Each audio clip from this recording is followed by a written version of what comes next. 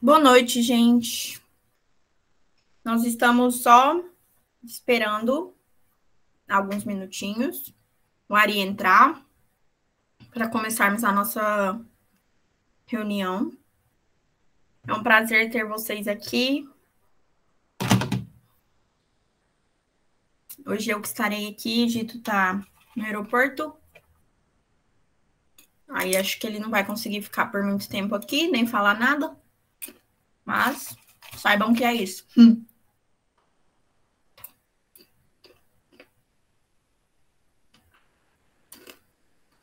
Eu tô comendo pipoca. E é isso. Esperando a Ari entrar.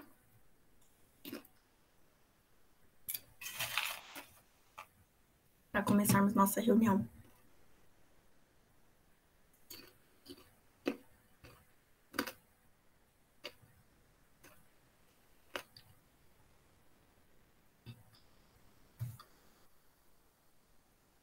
O Ari tá chegando aí.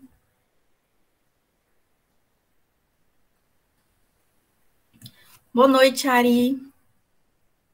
Tudo bem? Tô comendo também.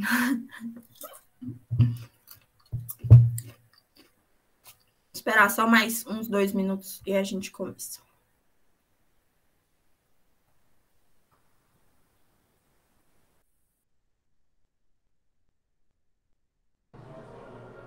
Oi, gente, boa noite.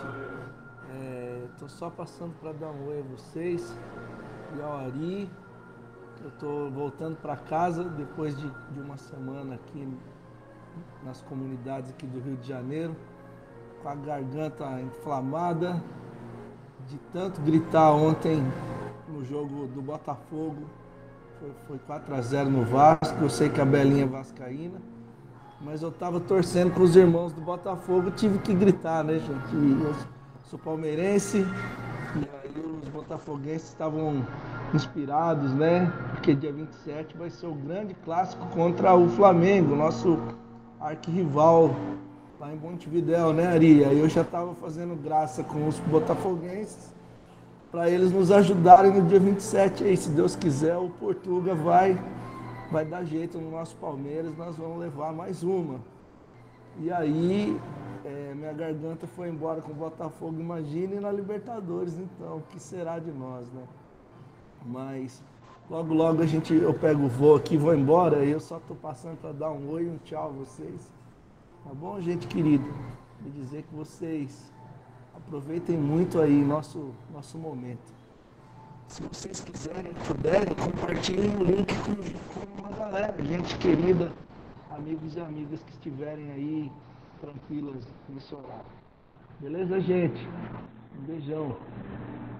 Vou ficar aqui por enquanto, mas em silêncio aqui.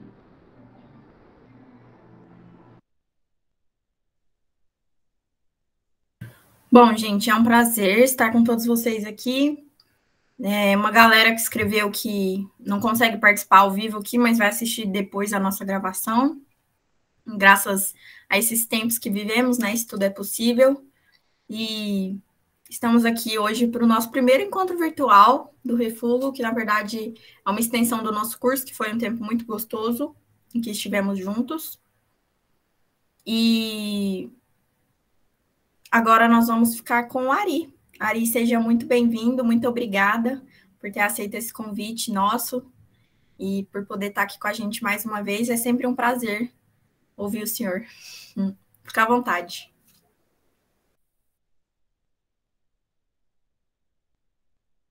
Tá mudo o microfone.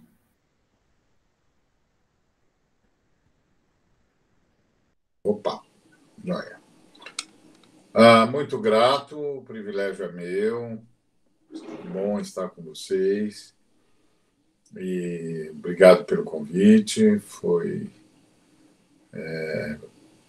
para mim de muita alegria recebê-lo. E eu quero então compartilhar com vocês essa visão,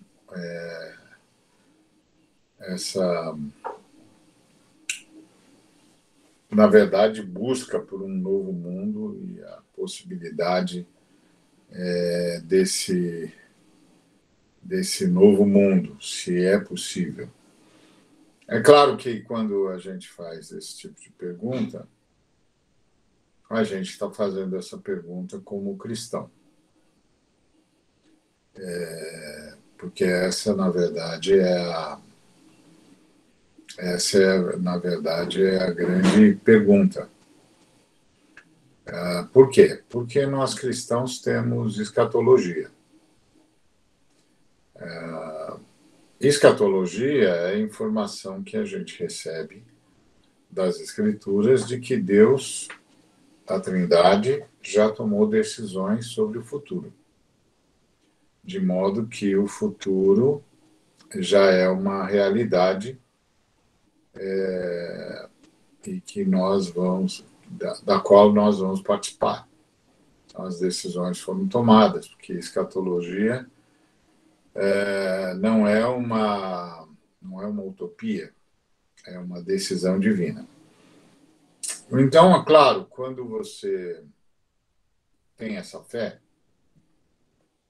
e aí você olha para o sistema como ele é, e olha para o mundo, para tudo que está acontecendo com todas as pessoas, você começa a perguntar até onde um cristão deve se envolver nisso. Porque o cristão tem escatologia.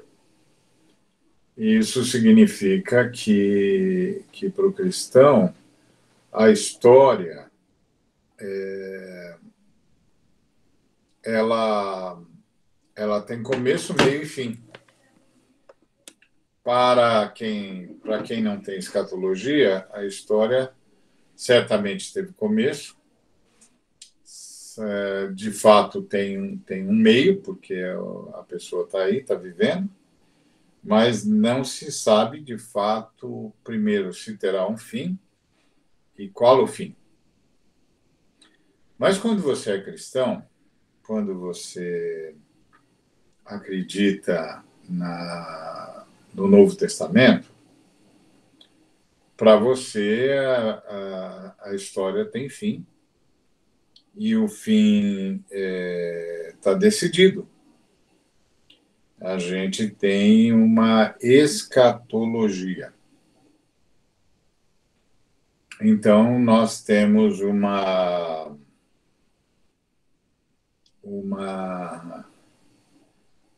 definição. Para nós, a história tem uma definição. E é claro que aí você olha para o sistema e você vê as coisas andando do jeito que estão andando. Angústia para todo lado, desespero, e injustiça. E quando você olha para isso distante, quer dizer, está acontecendo com outros povos em outros lugares, você entende que você deve orar. Mas quando você vê isso na sua casa, na sua frente, no seu país, na sua esquina, e você é cristão, e você tem escatologia, você fica perguntando, então, e agora? E agora?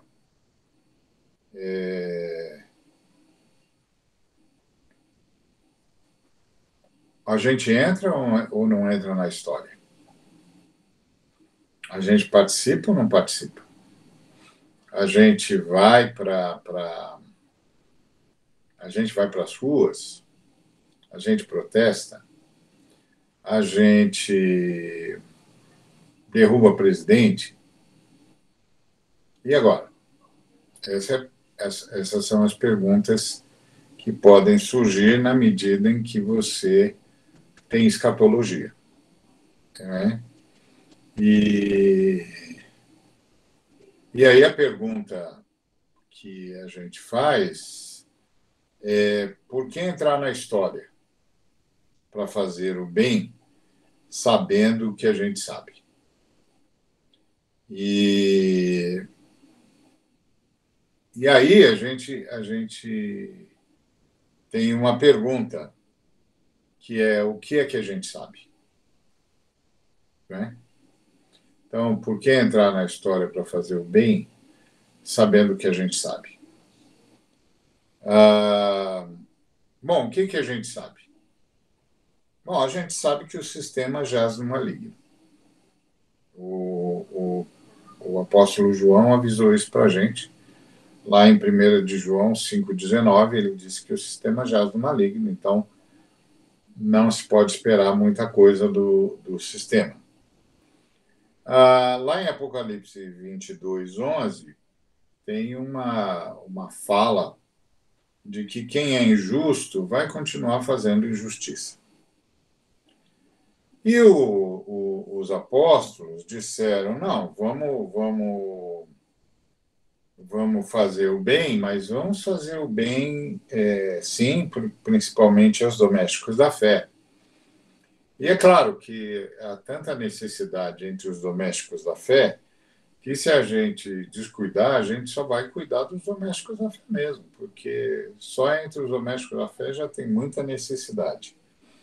Além disso, a nossa escatologia diz que nós estamos aguardando um novo universo, um novo cosmos onde habita a justiça, como nos informa 2 de Pedro, capítulo 3, versículo 13. E Jesus Cristo disse que o reino dele não era desse mundo. Então, essas são coisas que a gente sabe. E aí, claro, surge uma pergunta natural, que é: como, sabendo essas coisas que a gente sabe, a gente entra na história para fazer o bem? Como que a gente entra na história?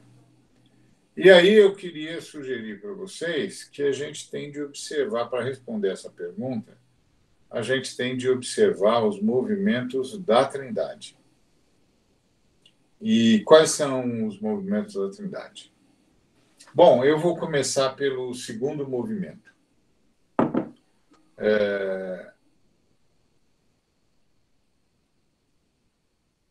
Vou aproveitar que a gente está numa era pós-moderna, em que a lógica mudou. Então, eu vou começar pelo segundo movimento. Qual é o segundo movimento? O segundo movimento é a gente perceber que, quando Deus criou o possível, não o perfeito. Aliás, esse, na minha opinião, é um grande equívoco na teologia da criação. Que há um bocado de gente na teologia da criação que diz que Deus criou o perfeito. Mas Deus não criou o perfeito, Deus criou o possível. Por quê? Porque Deus viu que tudo que fizera, e ele disse que tudo que ele fizera era muito bom. Muito bom. E houve tarde e manhã, o sexto dia. Então, deixa eu fazer algumas reflexões com você. Primeiro, muito bom é menor do que ótimo. E muito bom é menor do que perfeito. Então, por que é muito bom? Muito bom é muito bom para o que se pretende, para o que se presta. Então, o fato de Deus dizer que aquilo era muito bom parece indicar que é muito bom no sentido de que, ok, para o que nós vamos fazer, tá muito bom, é isso mesmo que tem de ser feito. Então, isso é o possível. Vamos perceber uma oposição que a gente encontra nos cosmos descritos na Bíblia. Então, lembra que o Senhor acaba de criar e ele diz, é muito bom. É o sexto dia, ele terminou de organizar o planeta Terra, porque no Gênesis você tem dois verbos, o verbo bará e o verbo azar. O verbo bará é criar do nada. E o verbo azar é organizar, arrumar, arranjar. Então, não é criar do nada, é arrumar o que está criado. Então, na Bíblia, você encontra duas cosmologias. Uma cosmologia é lá no Gênesis. Você lê no Gênesis capítulo 1, versículos 3 a 5. Disse Deus, haja luz e houve luz, e viu Deus que a luz era boa, e fez separação entre a luz e as trevas. Chamou Deus a luz dia e as trevas noite. Houve tarde e manhã, o primeiro dia. O que você percebe aqui? Você percebe que já existe um paradoxo. O paradoxo aqui é luz e trevas. Deus está arranjando o universo, provavelmente abre a atmosfera para que a luz do Sol entre e ilumine o planeta, que até então estava encoberto e sem percepção do restante do cosmos. O Senhor abre essa possibilidade, a luz entra e ele, então, estabelece o paradoxo. Tem luz e tem trevas, e vai haver um ciclo, uma alternância entre luz e trevas. E isso é o primeiro paradoxo que aparece nas Escrituras. E se você vai para o Apocalipse, capítulo 22, versículo 5, você vai ler o seguinte: então já não haverá noite, nem precisam eles de luz de candeia, nem da luz do sol, porque o Senhor Deus brilhará sobre eles e reinarão pelos séculos dos séculos. Ou seja, tem duas cosmologias aqui.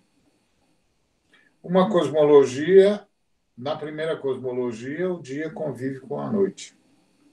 Na segunda cosmologia, só há dia. Qual dessas duas cosmologias é da preferência de Deus? Para responder essa pergunta, a gente tem de fazer outra. Qual dessas duas cosmologias é para sempre? A gente sabe que a cosmologia que é para sempre é a cosmologia onde só tem luz, onde não tem mais paradoxo. Mas nós vivemos num cosmos paradoxal. Nós temos luz e trevas, depois a gente tem vida e morte, a gente tem bom e mal, a gente tem um bocado de paradoxo. Por quê? Porque Deus criou, então, um mundo provisório. Porque tem duas cosmologias.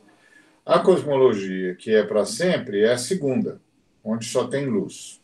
Logo, a primeira cosmologia, paradoxal, onde o paradoxo existe, embora de forma extraordinária, porque os paradoxos deviam se anular, mas não se anulam. Então, uma coisa extraordinária que está acontecendo. Os paradoxos vão se alternando, mas isso não é definitivo. O que é definitivo? A cosmologia onde só tem luz. Isso significa, portanto, que Deus criou uma cosmologia, um cosmos temporário, porque o cosmos definitivo ainda virá. Então, por que Deus criou um cosmos temporário? Será que Deus estava se preparando para os nossos movimentos? Bom, vamos ouvir as Escrituras. O apóstolo Paulo, ele propôs um raciocínio. E o raciocínio que ele propôs é o seguinte: em Atos 17, 28, ele disse que é em Deus que nós vivemos, nos movemos e existimos. Então, Deus é nosso lugar de habitação. Mas em Romanos 3, versículo 12, na primeira parte do versículo 12, ele diz que todos nós nos extraviamos de Deus. Então, qual é a lógica aí? O resultado lógico disso aí é que a gente não devia existir mais. Porque a gente vive, existe em Deus, é em Deus que a gente vive, em Deus que a gente se move, em Deus que a gente existe, e aí a gente rompeu com Deus. Quando a gente rompe com Deus, a gente rompe com o nosso lugar de habitação, o nosso lugar de existência. Então a gente não devia existir mais. E isso tem mais uma gravidade, que é que Deus é santo. Então é nesse Deus santo que a gente vive e que a gente existe e que a gente se movimenta. E o Paulo disse que todos nós pecamos. Nós nos extraviamos de Deus e todos nós erramos o alvo e nenhum de nós está justificado. Ninguém é justo, nenhum sequer. Então, nós estamos com dois problemas. A gente vive em Deus e a gente rompeu com Deus. O Deus na qual a gente vive é santo e a gente se tornou pecaminoso. E um Deus santo, por definição, não pode sustentar pecadores. Então, como é que faz? A pergunta, então, é: como foi que Deus fez para que a nossa ruptura com Deus, nosso extravio, não fosse o fim da gente e de todos os seres viventes, uma vez que nós somos a imagem e semelhança de Deus, e o nosso planeta foi arranjado como se fosse um altar de adoração, e a última coisa que Deus pôs nesse altar foi a sua imagem, que é a humanidade. E aí a humanidade, que é a imagem de Deus, rompe com Deus. Então o altar perde o sentido. Então, como Deus fez para que não fosse o fim? Para que a nossa ruptura não fosse o fim. Então, agora eu vou para o primeiro movimento. Então, o segundo movimento Deus criou tudo provisório. Ponto. Todo o cosmos que nós conhecemos é provisório. Então, Deus não criou o perfeito. Deus criou o possível. E provisório. E aí, a gente, além disso, a gente rompeu com Deus. Então, a gente deveria ter deixado de existir. A gente deveria ter deixado de existir, primeiro, porque a gente rompeu com Deus. Segundo, porque a gente se tornou gente em estado de pecado. E Deus está em estado de acerto. Deus é santo. Porque a palavra pecar significa errar o alvo. É uma expressão atribuída ao arqueiro, que atira uma flecha e erra o alvo. Então, esse arqueiro pecou, ou seja, esse arqueiro errou o alvo. A gente não trabalha muito com isso porque a igreja moderna trabalha com as flechas e não com arqueiro. Como se Deus tivesse vindo tratar das flechas. Mas Deus não veio tratar das flechas, Deus veio tratar do arqueiro. Bom, então nós erramos o alvo e nós perdemos o direito de existir, mas nós continuamos aqui. Então, como é que Deus fez para manter a gente aqui, mesmo a gente tendo rompido com Deus? Então, agora eu vou para o primeiro movimento. O primeiro movimento é uma palavra do apóstolo Pedro, que está lá em 1 de Pedro, capítulo 1, do versículo 18 ao versículo 20. E diz assim: sabendo que não foi mediante coisas corruptíveis, como prata ou ouro, que fostes resgatados do vosso fútil procedimento, que vossos pais vos legaram, mas pelo precioso sangue, como de cordeiro sem defeito e sem mácula, o sangue de Cristo, conhecido de fato antes da fundação do mundo, porém manifestado no fim dos tempos, por amor de vós.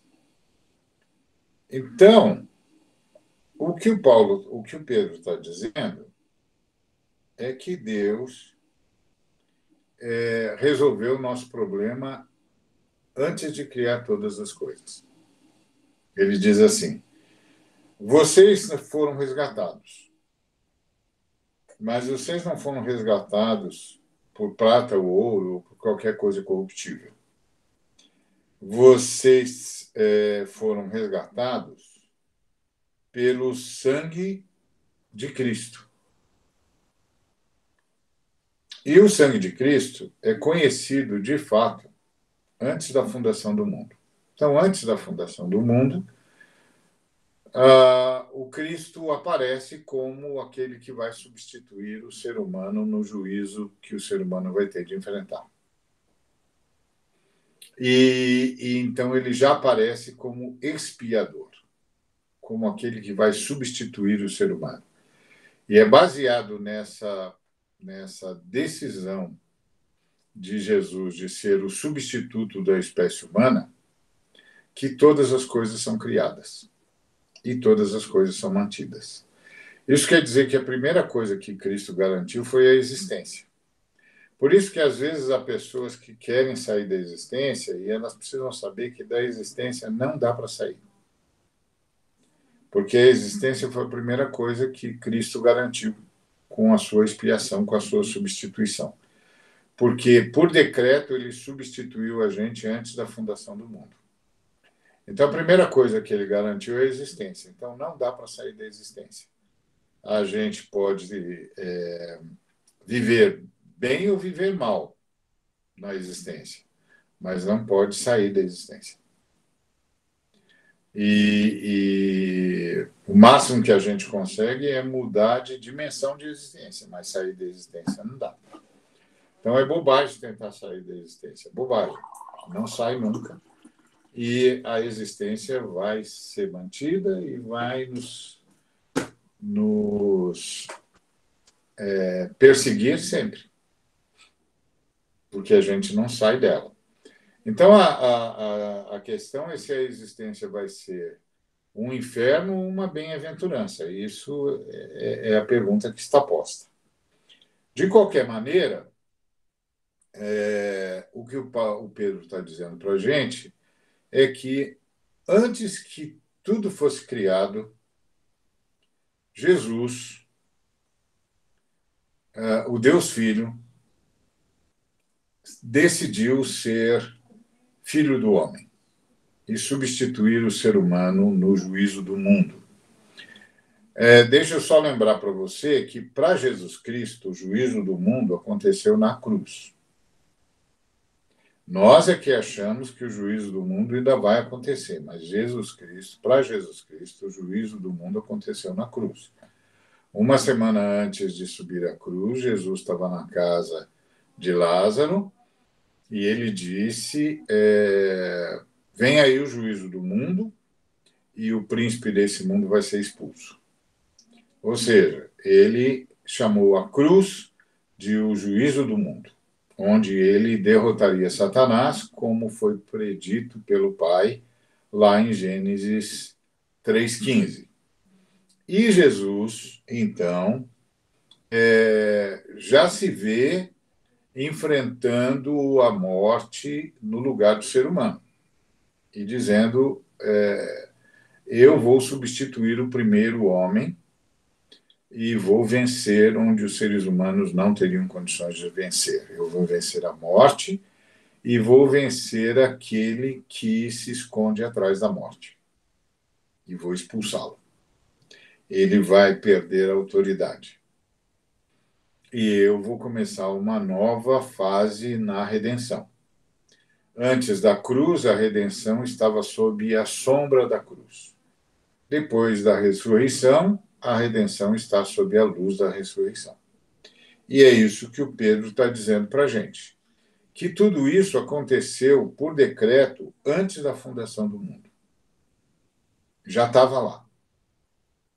E o Pedro diz que a cruz e a ressurreição inaugura o fim dos tempos.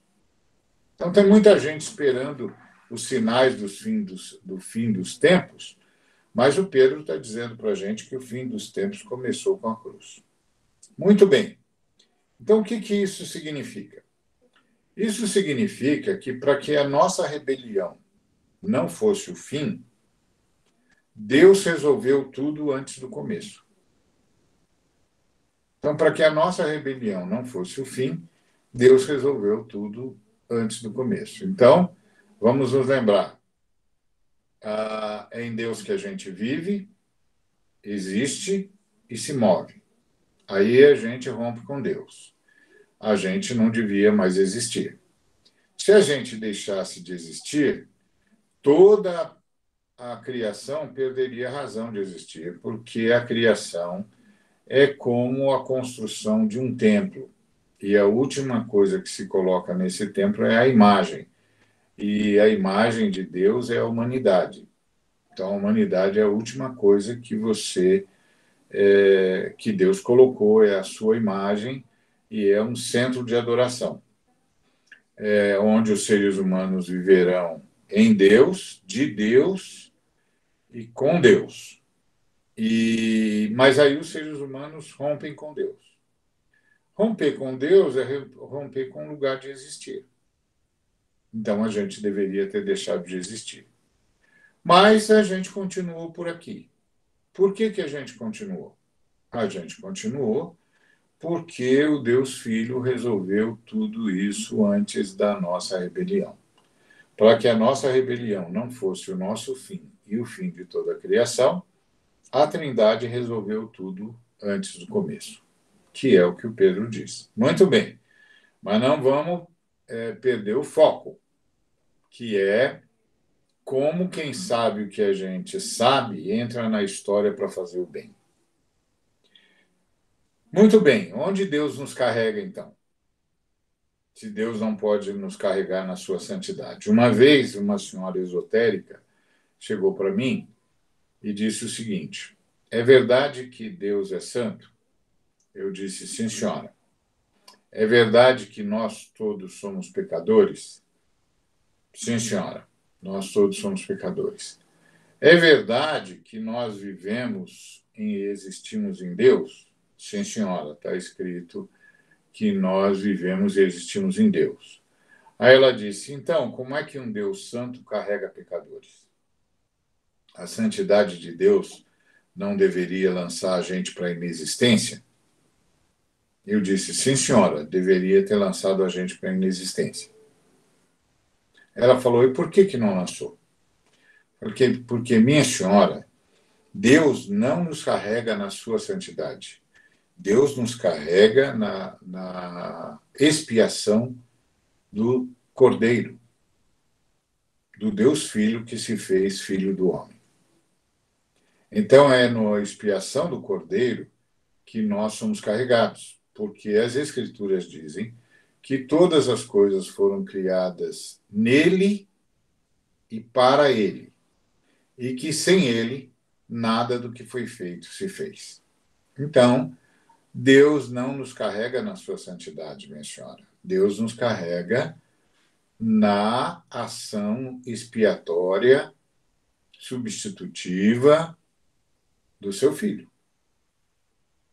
Então, a senhora saiba que o Filho de Deus se fez filho do homem e substituiu a humanidade na cruz e venceu a morte por nós, demonstrado na ressurreição.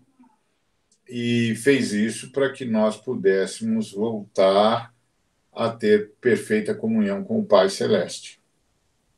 Então, se eu fosse a senhora, eu já deixava ele levar a senhora até esse estágio, porque a senhora já está existindo graças a ele. Então, deixa ele terminar o que começou. Então, Deus nos carrega no sacrifício do Cordeiro.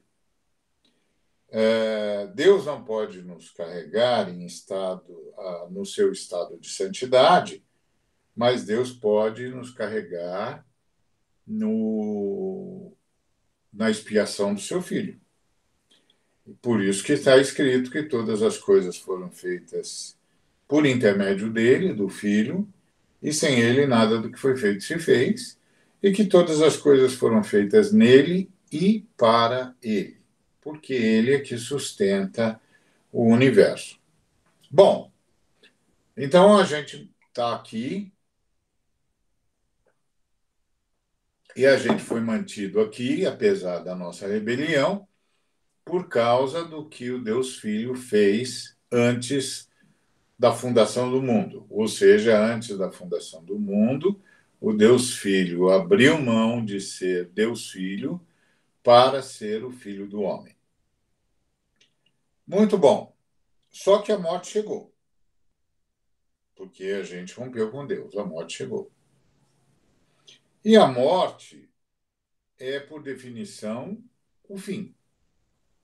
Só que no nosso caso, foi uma espécie de fim que não termina.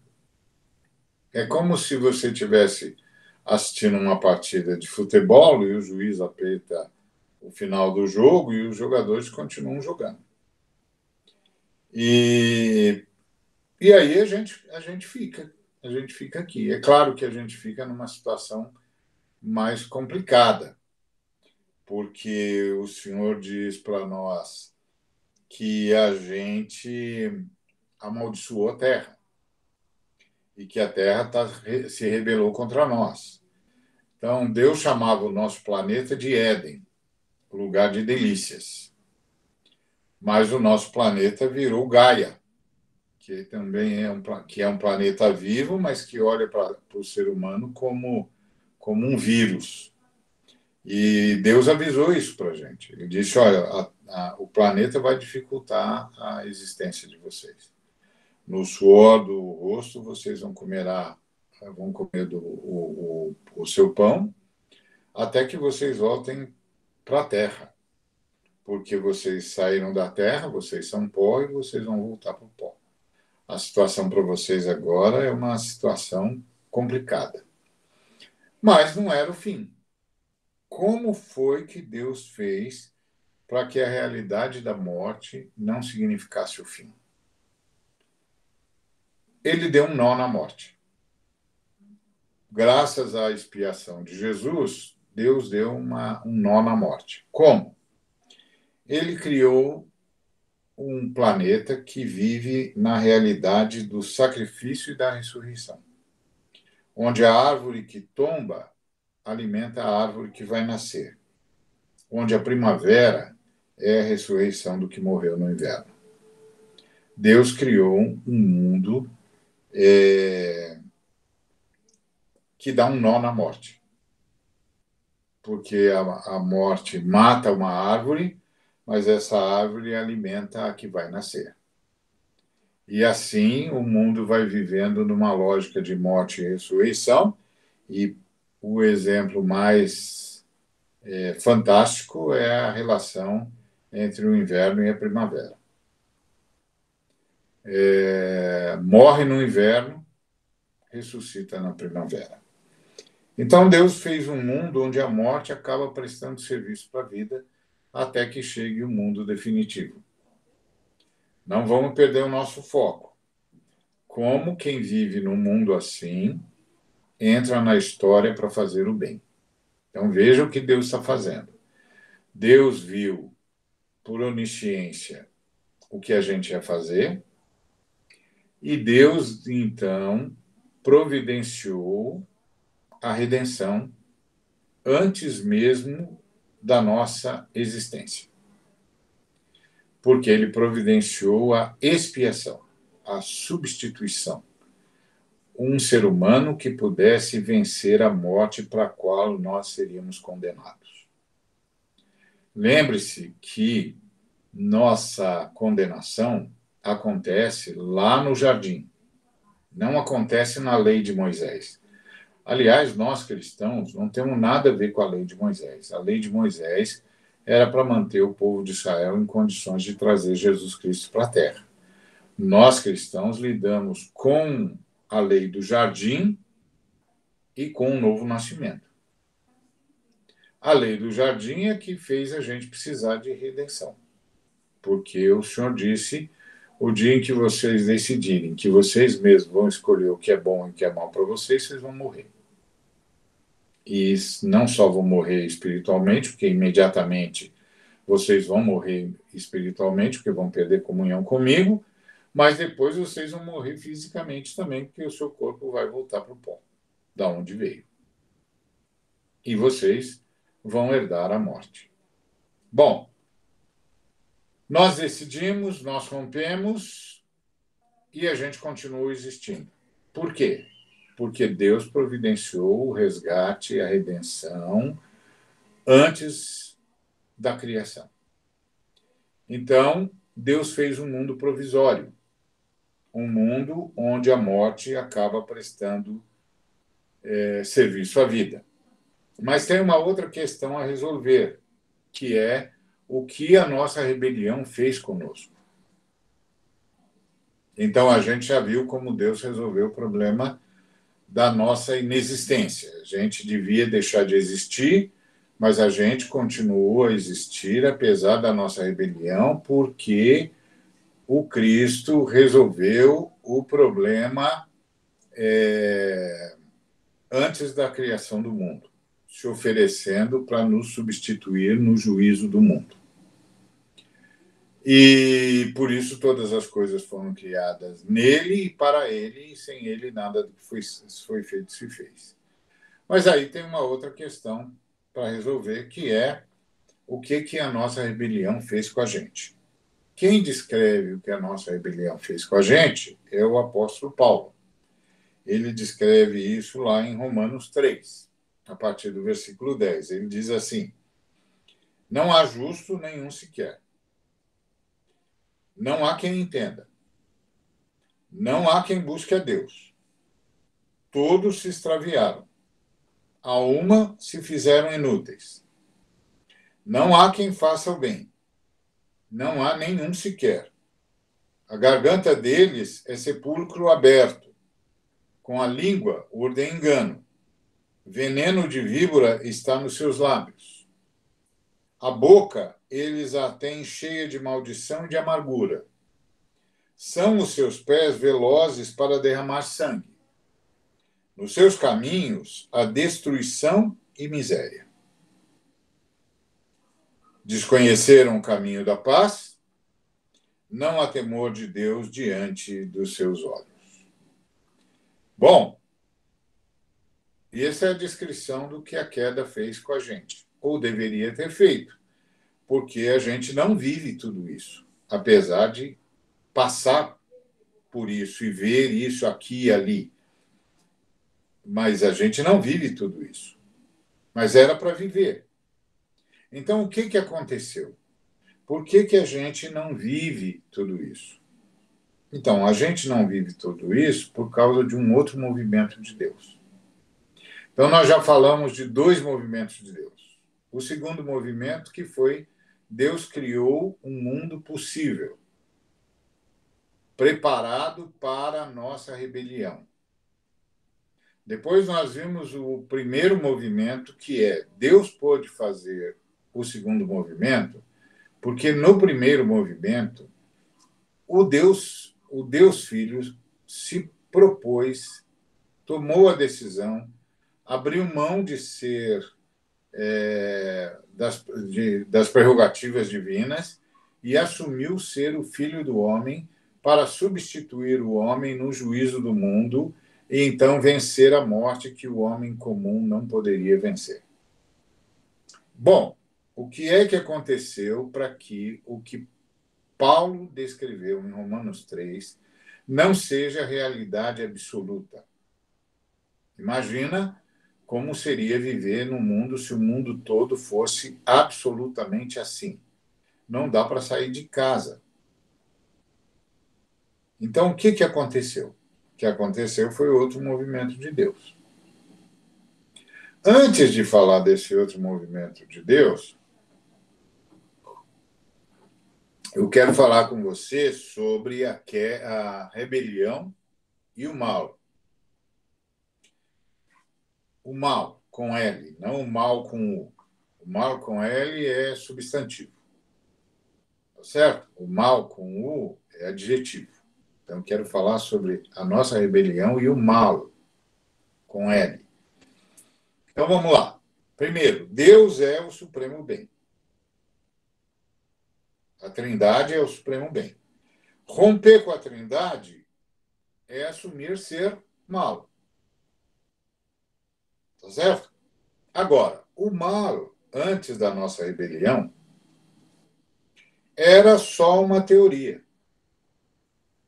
Uma teoria que nunca se concretizaria, porque para se concretizar, alguém como Deus, independente de Deus, tinha de assumir ser mal. Mas não existe ninguém igual a Deus e nem independente de Deus. Todas as outras existências são criaturas. Todas as criaturas são menores que Deus. E tudo que é menor que a Trindade é infinitamente menor. Então, isso não é possível. Um outro ser que dissesse eu sou o mal, não funciona. Não é possível. Porque não há um ser independente da Trindade. Não há uma antítese da Trindade. Não há. Só por teoria, mas não há por concreção. Não é possível. Não tem... quando eu assistia muito desenho nos velhos tempos da adolescência, e tinha um desenho que eu assistia que era Thundercats. E lá nesse desenho tinha uma figura chamada Munra.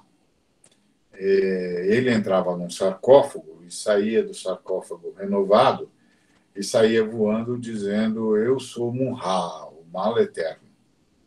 Então, isso não existe. Não existe. Nenhum ser criado pode dizer eu sou o mal.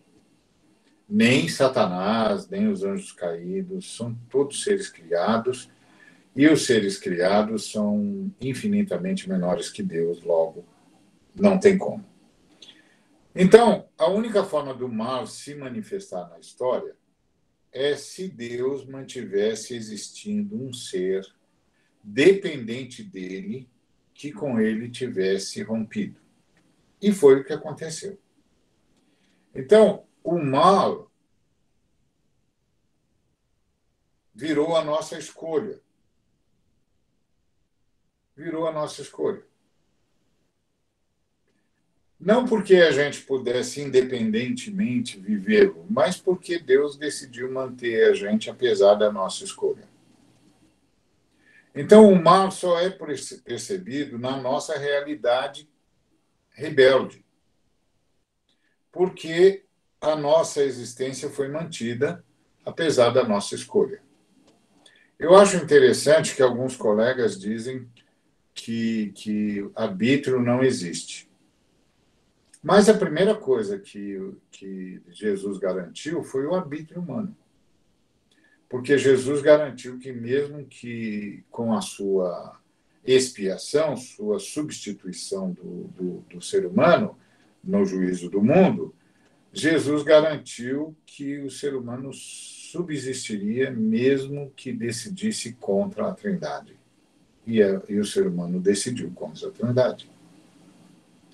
Então, a primeira coisa que a expiação, que a substituição operada por Jesus garantiu foi o arbítrio humano. Deus não criou robôs. Quem gosta de criar robô é o ser humano. E a gente vive debatendo se deve ou não permitir aos robôs inteligência artificial e até onde pode ir a inteligência artificial, porque a gente não quer problema. E a gente está certo, porque só um Deus pode lidar com seres independentes. E o nosso Deus não quis criar robô, ele pode lidar com seres independentes. Então, o mal só é percebido na realidade da nossa rebeldia, na nossa realidade, na realidade da criatura, porque a nossa existência foi mantida apesar da nossa escolha. Então, a nossa existência, essa é a primeira coisa que a gente tem de lembrar, ela é um milagre.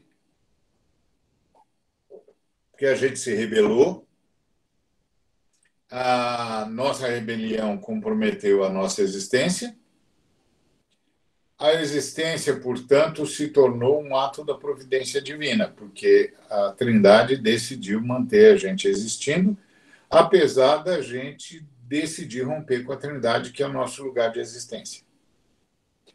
O efeito imediato da rebelião deveria ser desexistir, deixar de existir. Mas nós continuamos a existir apesar da nossa rebelião. Portanto, a providência de Deus foi anterior à nossa rebelião, como nós já dissemos, como o apóstolo Pedro disse. Porque só dá para impedir a desexistência o que é anterior à desexistência. Ou seja, se Deus dissesse, Ari, você não pode pegar esse copo, o dia que você pegar esse copo, você deixa de existir. Aí Deus sabe, porque é onisciente, que eu vou pegar o copo. E aí ele decide que eu vou continuar existindo mesmo que eu pegue o copo. Bom, agora que ele decidiu que eu vou continuar existindo mesmo pegando o copo, seja lá o que for que ele vai fazer para eu continuar existindo antes de pegar o copo, ele tem de fazer antes de eu pegar o copo, certo? Porque depois que eu pegar o copo não dá para fazer mais nada, então tem de ser antes de eu fazer o copo. Então, essa foi a grande surpresa. Eu peguei o copo e continuei existindo. Porque Deus fez algo antes de eu pegar o copo, para que pegar o copo, me rebelar, não fosse o fim da minha existência. Então, isso é um milagre. Isso é um milagre da providência divina. Muito bem. Agora, tem a questão da maldade. Se a questão da maldade não fosse resolvida, manter a nossa existência seria trocar 6 por meia dúzia. Por quê? Porque a gente tem um limite para ser malo. Tem um limite. A Bíblia chama esse limite de o limite da iniquidade. Quando Deus falou com o Abraão, ele disse que o povo de Abraão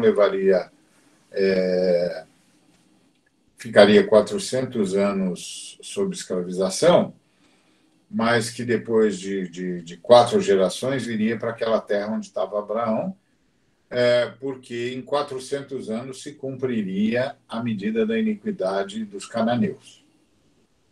Tá certo? Então, tem uma medida de iniquidade.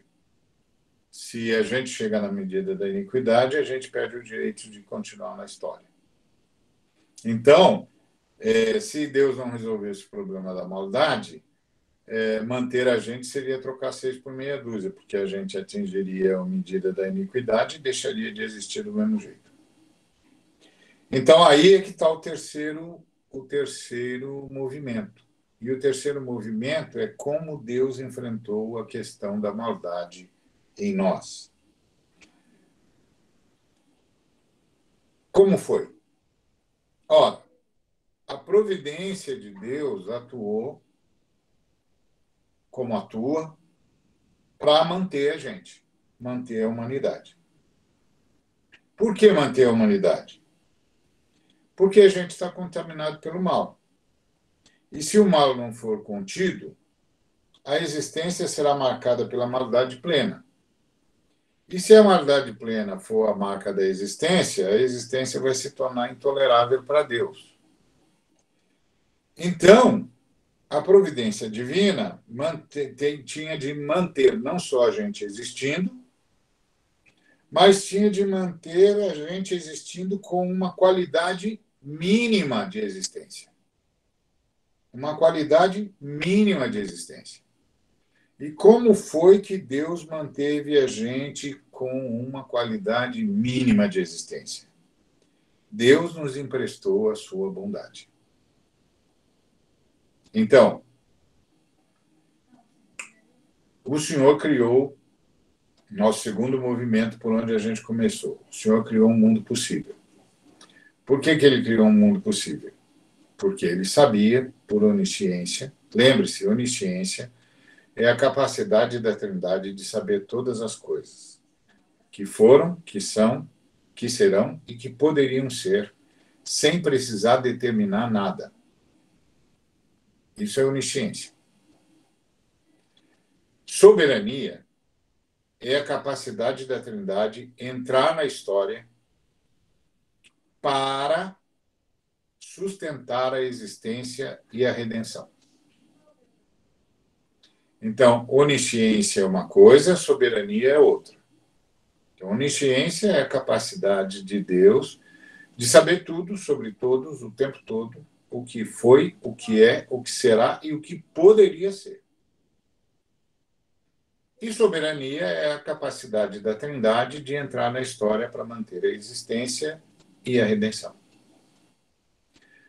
A onisciência de Deus pode ser dividida para efeitos pedagógicos em alguns movimentos. O primeiro movimento é o movimento da exclusividade escatológica, que pertence ao Pai. Jesus disse que a volta do Filho do Homem só o Pai sabia. Então, isso é uma exclusividade escatológica. O outro movimento é a exclusividade soteriológica, ou seja, exclusividade pela salvação, porque o Filho disse que ninguém pode ir ao Filho se o Pai não levar. Então, o Filho é o substituto do ser humano e permite ao Pai salvar quem o Pai quiser salvar. Salvar é ministério do Pai. O ministério do Filho é substituir o ser humano, vencer a morte pelo ser humano, porque o ser humano não tinha condições de fazer isso, então a Trindade providenciou um ser humano que podia fazer isso em nome de toda a humanidade. E aí, o Pai salva quem ele quiser salvar. Ponto. E o terceiro movimento pedagógico na onisciência é o que eu chamo de onisciência estrita, que é a Trindade sabe o que vai acontecer quando interferir na história. Por exemplo, lá em Babel, as pessoas estavam unidas, mas estavam unidas em rebelião contra Deus. A Trindade desce para ver o que está acontecendo lá e decide que vai interferir, porque se não interferir, não há o que fazer com a humanidade, porque a humanidade vai fazer o que quiser. Então a Trindade diz, não, vamos interferir para eles se espalharem pela Terra. Então nós vamos repartir as línguas, nós vamos criar culturas e eles vão se espalhar sobre a Terra. Então isso é onisciência estrita, ou seja, a Trindade sabe exatamente o que vai acontecer quando ela intervier na história. Então isso é onisciência. Agora, soberania é a intervenção da Trindade na história para manter a existência e operar a redenção. Então, a Trindade entra na história e nos empresta a sua bondade. Tá certo? Então, para acabar com o mal, Deus teria de destruir os maldosos. Porque o mal existe nos seres criados. que romperam com Deus. E é fruto de terem sido mantidos existindo, apesar de terem se rebelado. Deus, na humanidade, vai acabar com o mal pela conversão da humanidade. Então, como é que ele vai acabar com o mal em nós? Pela conversão dos maldosos. E para que isso aconteça, a humanidade tem de ser preservada apesar do mal. E esse é o terceiro movimento de Deus.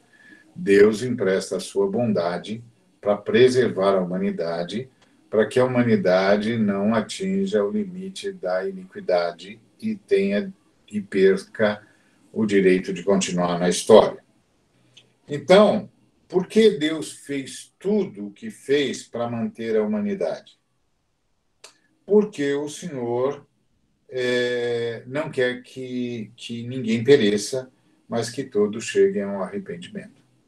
É o que o Pedro diz em 2 de Pedro, capítulo 3, versículo 9. Então, qual é o ponto central? O ponto central é que Deus providenciou tudo para a nossa existência ser mantida e prolongada, para que a salvação pudesse alcançar todos nós que somos prisioneiros do tempo. E esse é um elemento do qual nós nunca vamos escapar. Nós sempre seremos prisioneiros do tempo. Tudo que teve um começo é prisioneiro do tempo. Mesmo quando o tempo não faz mais diferença.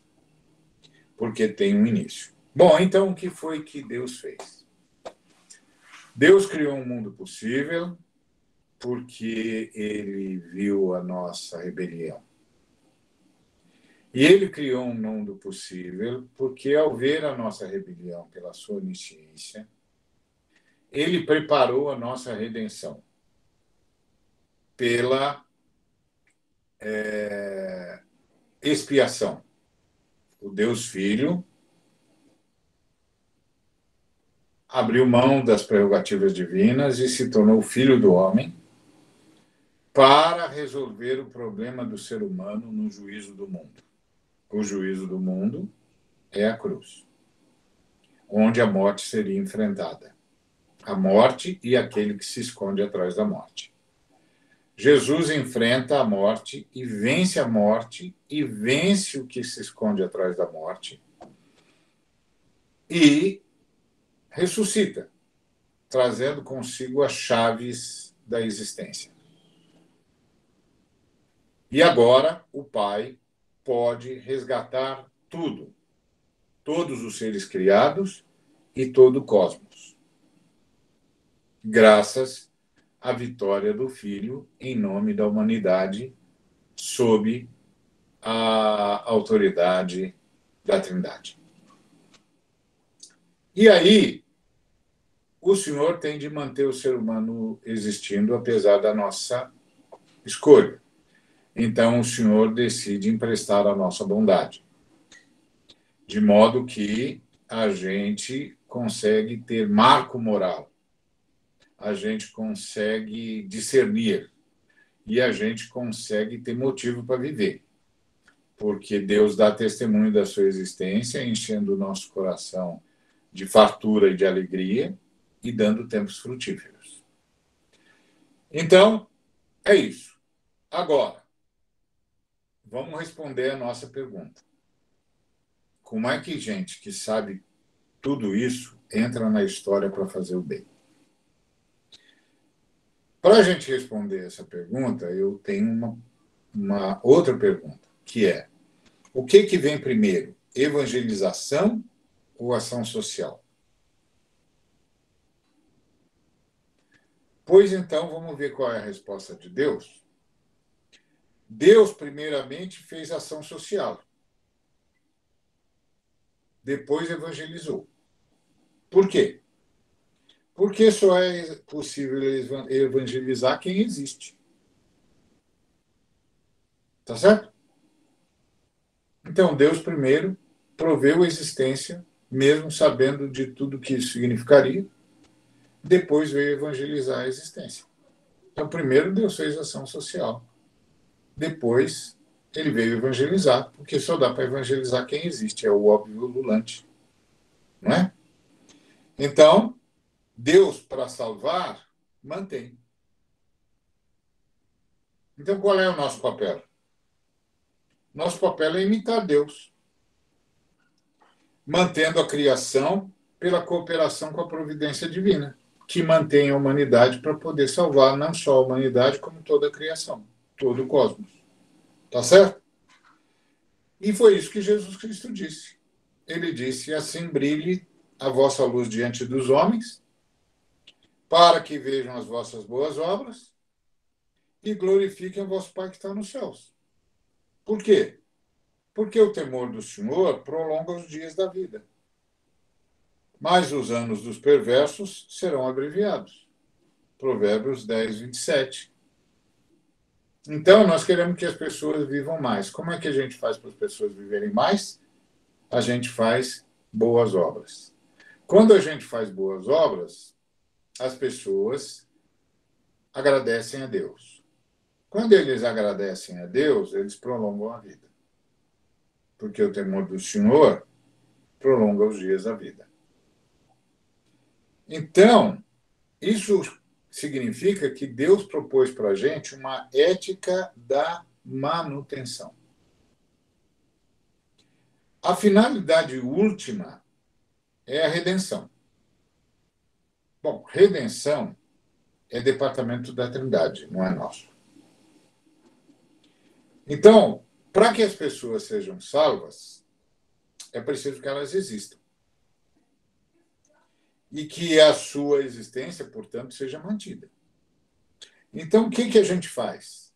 A gente imita Deus e trabalha pela manutenção da vida.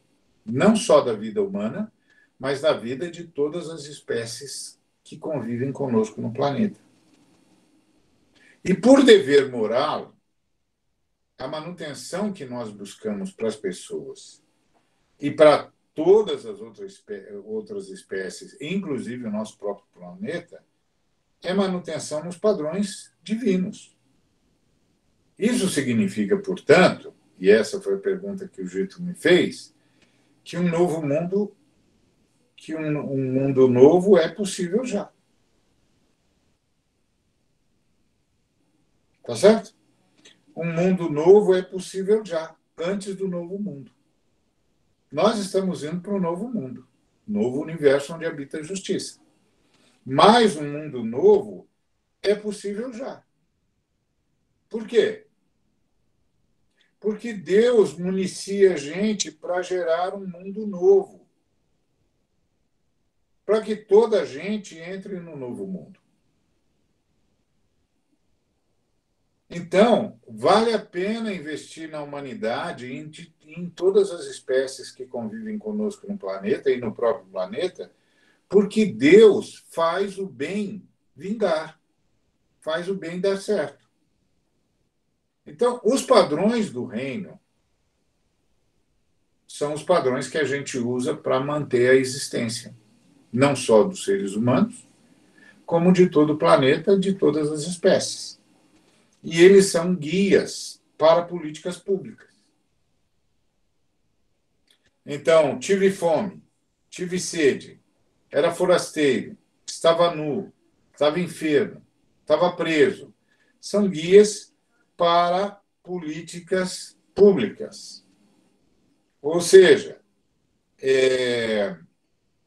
segurança alimentar. Então, nós cristãos vamos lutar pelo quê? Para que todo mundo possa ter alimentação nutricionalmente saudável. Nós vamos lutar para quê? Para que haja saneamento básico e todo mundo tenha acesso à água potável e que seja gratuita e seja universal. E o que isso significa? Bom, isso significa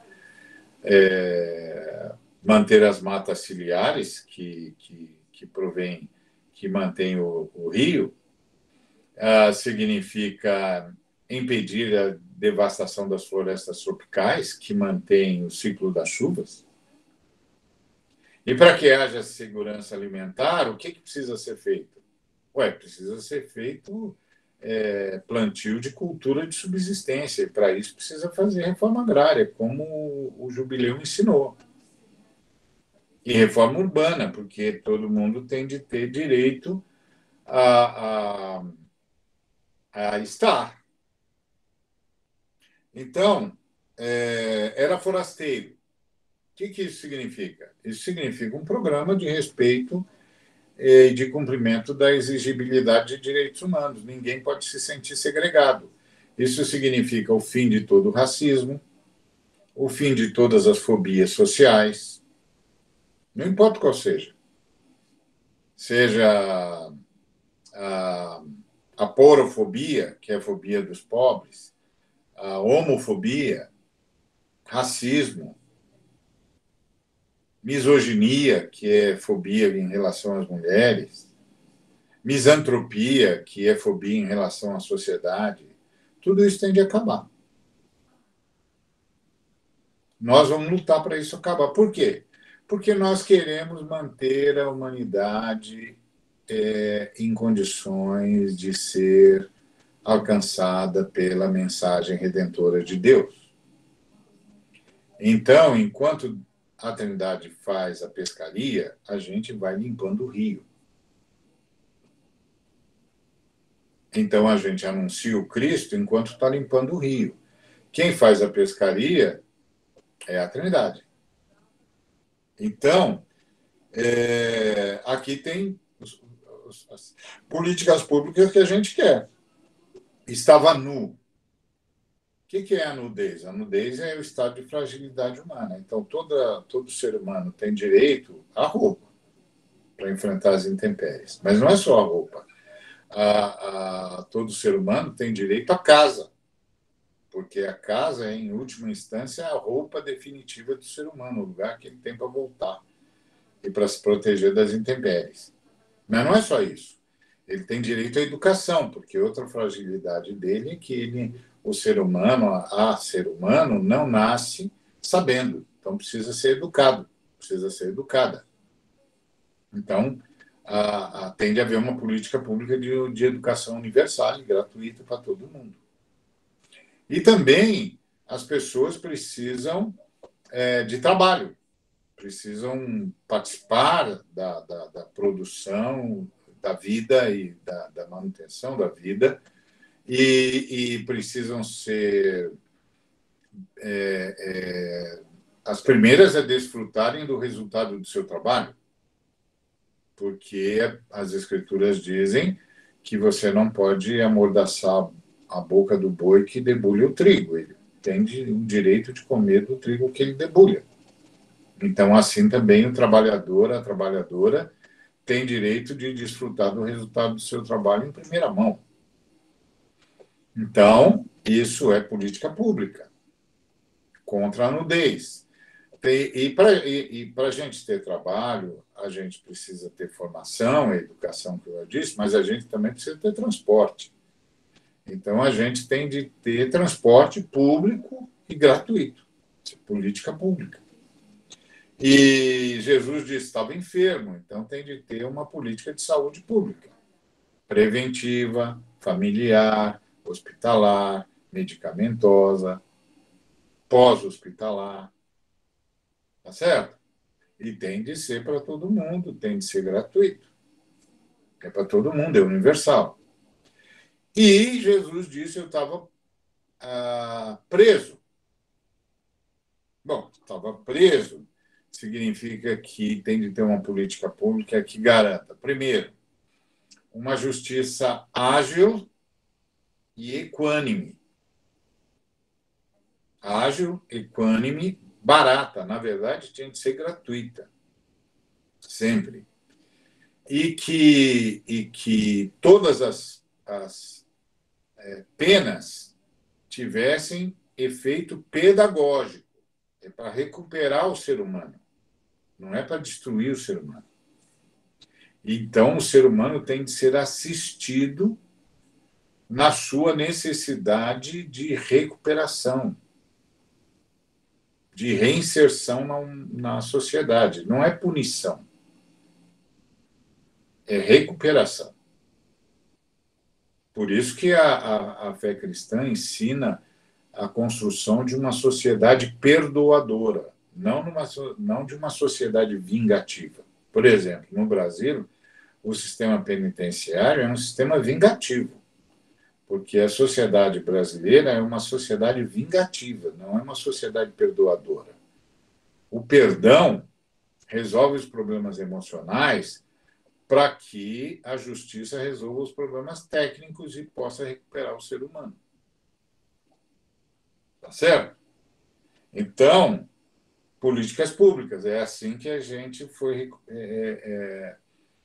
recomendado a manter a humanidade e manter o meio ambiente, os biomas, o ecossistema, o planeta, as espécies que convivem conosco.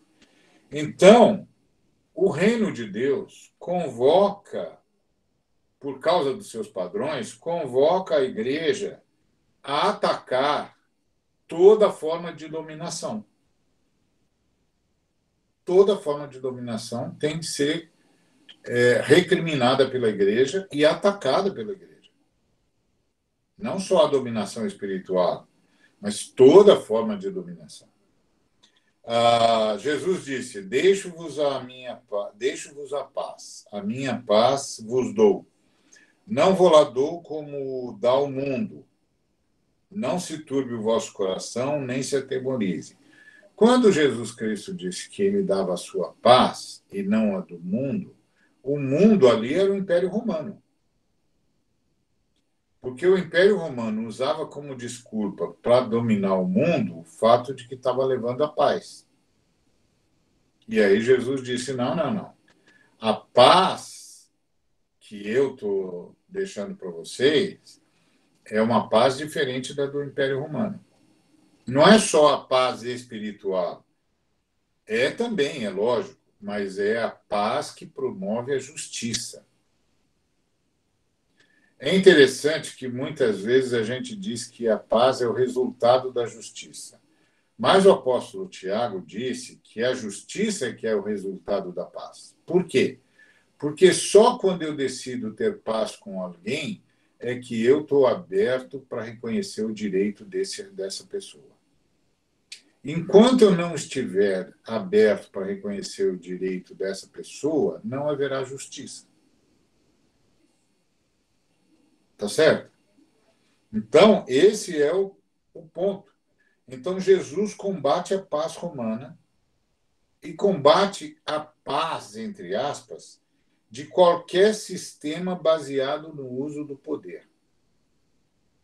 Qualquer, inclusive o religioso. A paz de Cristo é a paz do serviço.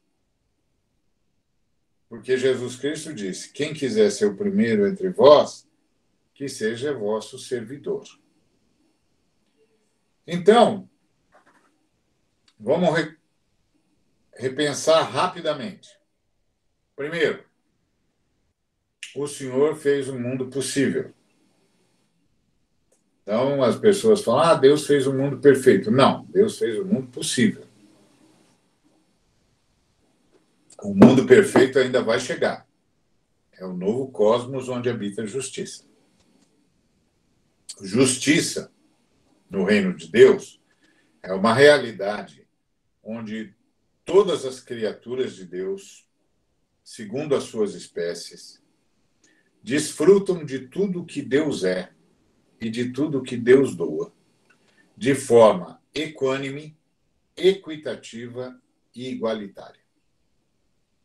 Isso é justiça. Então, Deus fez um mundo possível. Nesse mundo possível, Deus fez baseado na expiação do Cristo,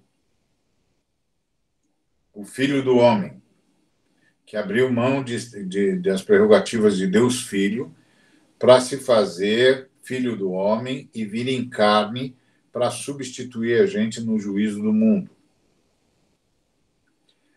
Então, baseado nisso, tudo foi criado, tudo foi mantido e tudo pode ser resgatado. Para que as nossas decisões não nos levassem a um estado de maldade que a gente atingisse a medida da iniquidade e perdesse o direito de continuar na existência, ou de continuar no planeta, ou de continuar na história, a Trindade emprestou a bondade dela para nós, de maneira que a gente pôde discernir. A gente chama isso de marco moral. E a gente não fosse meros selvagens se matando só e tão somente. E aí, Deus vem e cria a igreja a partir da substituição de Jesus. Lembre-se que primeiro Deus fez ação social, a Trindade fez ação social, depois evangelizou. Nós também. Nós fazemos as duas juntas. A gente leva a luz de Cristo e a luz de Cristo ao mesmo tempo. Cristo é a pessoa do Cristo, que a gente demonstra com a nossa palavra, com a nossa vida, e a luz de Cristo são as nossas boas obras, que são essas que nós lemos sobre os padrões do reino, que é lutar para que haja comida, para que haja água, com tudo que isso significa, não vou repetir, porque eu já falei. E aí a gente consegue ter um mundo novo antes do novo mundo. Então, um mundo novo é possível? É possível. Quer ver um exemplo? Existem políticas que mantêm a vida com qualidade desejada? Essa é a pergunta que a gente faz. Então, a gente vai votar, a gente ouve os candidatos e diz, bom, qual é o programa desse candidato? O programa que esse candidato apresenta mantém a vida com a qualidade desejada? Outra pergunta que a gente faz, há comportamentos públicos que mantêm a vida com qualidade desejada? Então, por exemplo, latifúndio é um comportamento público, mas ele mantém a vida com a qualidade desejada? Ou é a reforma agrária que mantém a vida com a qualidade desejada? A possibilidade de acumular terra sobre terra e casa sobre casa, que é um comportamento público, mantém a vida com a qualidade desejada, ou que mantém a vida com a qualidade desejada é a reforma agrária no campo e a reforma urbana na cidade, de modo que todo mundo tenha acesso à moradia. Isso são comportamentos públicos, são políticas públicas.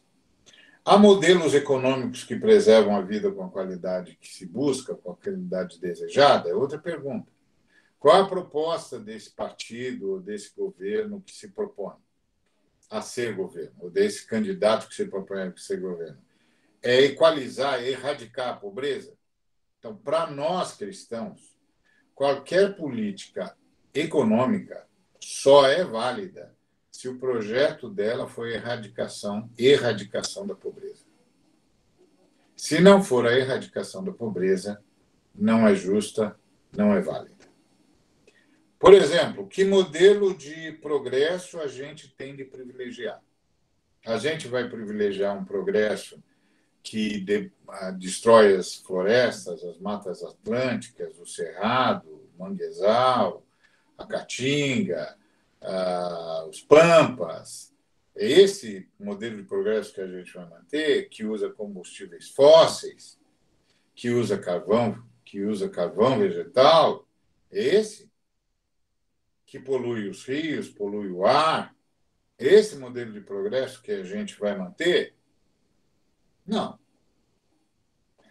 Que tipo de agricultura a gente vai manter? Agricultura que se baseia em agrotóxicos, venenos, que põem, inclusive, em risco a subsistência das abelhas, que são vitais para a nossa existência? Ou nós vamos correr atrás da agroecologia. Nós cristãos temos de decidir isso baseado no projeto de Deus, que é um Deus que primeiro fez ação social, depois evangelizou. Tá certo? Então, qual é o princípio de oração da igreja? O princípio de oração da igreja é o princípio para poupar o maior número possível de vidas. Uma oração que só pensa em mim e não pensa em sustentar o universo e sustentar a humanidade não é uma oração.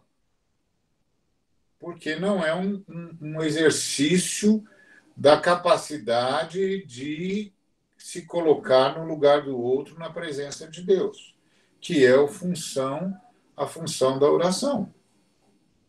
Lembra que Jesus disse que a gente pode orar até contra a profecia. Ele deu uma profecia dizendo que o abominável da desolação ia aparecer e que quando o abominável aparecesse, quem estava no quintal fugisse, quem estava na janela fosse embora, etc, etc.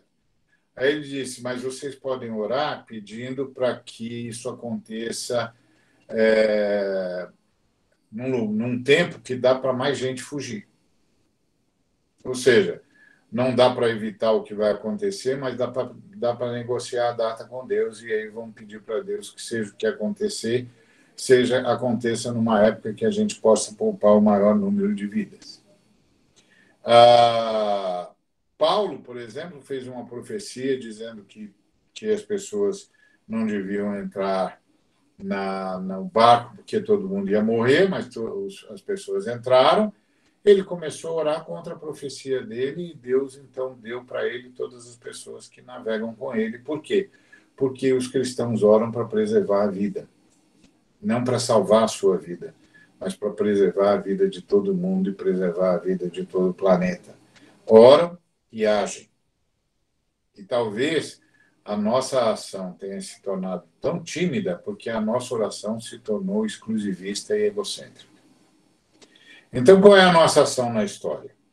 Cooperar com a providência divina para que a sociedade tenha sustentabilidade, a sociedade e o planeta, para que a mensagem de Cristo chegue a mais lugares e chegue a mais pessoas. Não só pessoa de Cristo, mas a luz de Cristo.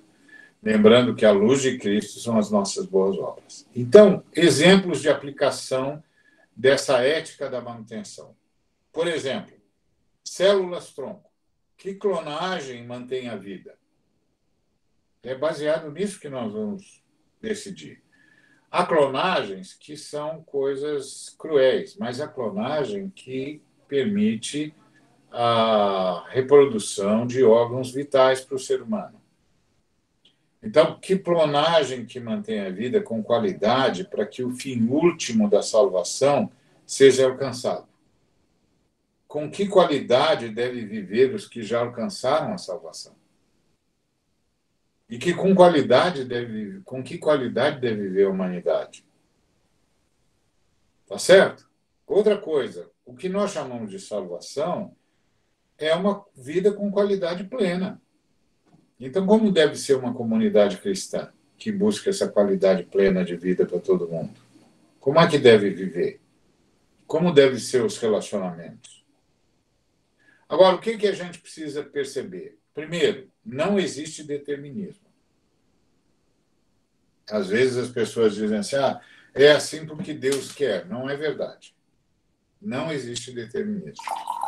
A Bíblia diz que Deus não é tentado pelo mal e nem tenta ninguém com o mal.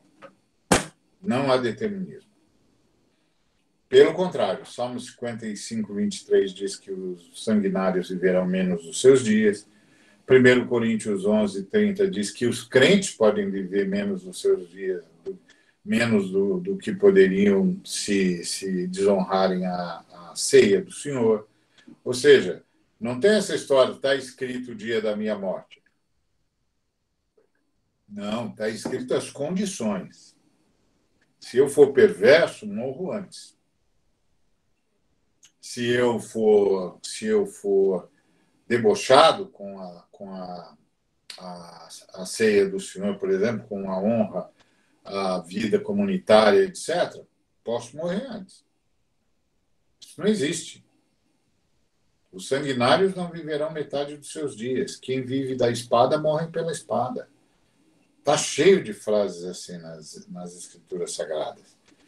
Outra coisa, lembre-se, Deus garante a história da redenção. Mas, na história periférica, que é a história comum, Deus interfere. Então, o camarada diz... Eu lembro que eu li uma vez um livro de um camarada muito badalado, e ele dizia que você nasceu onde nasceu porque Deus tem um propósito na sua vida. E que você vive do jeito que vive porque Deus tem um propósito na sua vida. Porque você está passando pelo que passa porque Deus tem um propósito na sua vida. E aí uma pessoa me emprestou esse livro para ler, e eu li, e aí eu devolvi o livro depois de ter lido, e a pessoa perguntou para mim, o que você achou do livro? Eu falei, esse aqui é um livro pagão, né? Eu li, entendi o que a pessoa falou, mas esse aqui é um livro pagão. Aí ele disse, não, isso não é um livro pagão, esse é um livro de um grande pastor. Eu falei, bom, em Santo Antônio da Purificação, na Bahia, as crianças nasceram com as vísceras de fora porque a água foi contaminada com metais pesados. Elas nasceram assim porque Deus tinha um propósito na vida delas?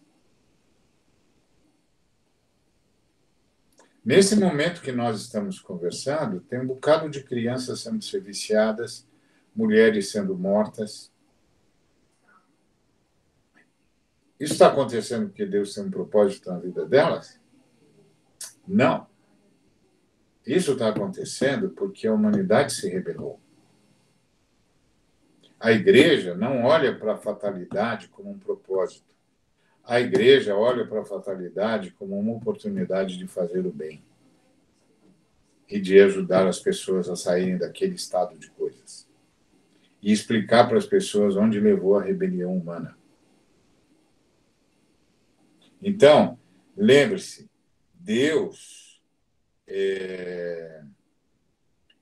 criou um mundo possível, não existe determinismo, Deus garante, a Trindade garante a história da redenção e interfere na história periférica. A interferência de Deus na história comum e periférica é para manter a qualidade de vida, da existência, para que mais pessoas entrem na história da redenção e para que a história da redenção não sofra a solução de continuidade. Então, se um império como o romano, que ameaçou a história da redenção, se levantar, vai ser destruído, porque Deus vai interferir na história periférica para manter a história da redenção. E é na história periférica que a gente faz a missão de Deus. Então, a lógica da Trindade é a lógica da igreja interferindo na história. Disse-lhe Jesus, dai-lhes vós mesmos de comer. Dai-lhes vós mesmos de comer. Então, o Senhor deu à igreja uma missão, a missão de interferir na história, de tornar possível a subsistência das pessoas, a manutenção da humanidade e de todas as espécies criadas. Por isso, os cristãos são pela sustentabilidade ecológica. Então, buscar sempre saídas, buscar sempre possibilidades e parcerias, buscar sempre a partilha, buscar sempre a solidariedade, buscar sempre o bem-estar comum, sempre. E aí tomar as decisões baseadas nessa lógica da ética da manutenção. Então, é possível um novo mundo, um mundo novo antes do novo mundo? É. Na Bíblia, a gente chama, na fé cristã, nós chamaríamos isso de ética da manutenção. Então, isso que eu queria deixar com vocês, para vocês meditarem. E por que eu fiz questão de fazer todo esse caminho com vocês? Esse caminho que é um caminho teológico. Para que vocês, quando decidirem fazer o bem, saibam por que estão fazendo bem. E que isso é um projeto divino. Porque, às vezes, eu vejo colegas meus que não conseguem enfrentar o texto bíblico, então vão jogando o texto bíblico no lixo, porque acham que são melhores do que Deus. Mas não é verdade. Ninguém ama como a Trindade ama. E não há quem você ame que a Trindade não ame mais. Então, se eu não conseguir ver a Trindade humana, a Trindade amando o ser humano, é porque eu não consegui entender o que a Trindade falou. Por isso que eu fiz esse caminho. Teologia é a arte de entender o que a Trindade falou. E a Trindade falou através dos seus 3 movimentos. Que Deus os abençoe. Estou à disposição. Não sei se tem perguntas. Mas se tiver, ou comentários, fiquem à vontade. Que delícia ouvir, Ari. Eu gosto muito, porque toda vez é uma profundidade, e depois você traz um exemplo tão prático que não fica nem questionamento, assim, que é tão óbvio, né? As coisas que você pontuou, a ação, né, daqueles que se dizem igreja, daqueles que se dizem seguidores desse evangelho, né? É simples. Ou você faz isso, ou você não entendeu nada, né? E É isso. a galera complica, não tem o que complicar, não tem duplo sentido, não tem, é claro, assim, muito bom. Dona Juraci levantou a mão, pode falar. Muita gratidão, Ari, pela sua fala, muita gratidão por aprender tanto com você e por me sentir tão representada no quesito igreja. Aleluia. Quando você fala igreja é assim. E aí vai dizer, mas e aí as que não estão fazendo assim? Não são. Simples. Exato. E isso, assim, me enche o coração de alegria, porque eu já tive crise de dizer assim, será que eu não sou igreja? Está tudo diferente do que eu penso, está tudo diferente. Essa Bíblia que eu estou lendo aqui não está batendo com a igreja. Uhum. E não vai mesmo, né? Então, assim, eu estou muito, muito feliz com a sua fala e te agradecer muito, porque foi muito enriquecedora, né? Quando você usou o evangelho de tive fome, tive sede, de uma maneira tão bem costurada, tão assim que a gente diz assim, uau, como que ninguém vê isso? Como que ninguém vê isso? E aí a gente vê que é porque existem outros interesses, além de viver a Trindade, de viver o Evangelho, de viver essas coisas simples. Eu costumo sempre dizer, Jesus é simples. Exatamente. Está complicado? Então não foi Jesus que ensinou. Complicado não foi Jesus, né? Que a gente tem visto aí a escatologia que tem sido pregada, assim, tipo um terror, um fogo do inferno que vai queimar todo mundo, e assim, para manter as pessoas presas pelo medo, e não pelo amor que a Trindade nos ensina, pelo amor que a Trindade derrama em nós, né? Então, assim, muita gratidão, Ari, muita gratidão. Eu que fico grato de ter Como dizem aí nos stories, você me representa. Que bom, obrigado. Que honra. É isso aí. Bom, gente, então eu queria agradecer a presença de todos vocês, queria agradecer demais, Ari, por ter topado, por sempre estar com a gente, né? Tudo que a gente organiza aqui, você sempre é um nome que a gente pensa, sempre está disposto a estar conosco. Muito obrigada. E obrigado a todo mundo também, todo mundo que vai assistir isso aqui depois. Nós teremos outros encontros, outros momentos, a gente vai divulgando. Isso aqui ficou gravado também, depois eu vou disponibilizar, caso alguém queira compartilhar. E é isso, é um prazer estar com todos vocês. Muito obrigada.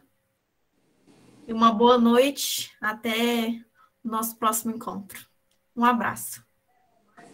Obrigado, gente.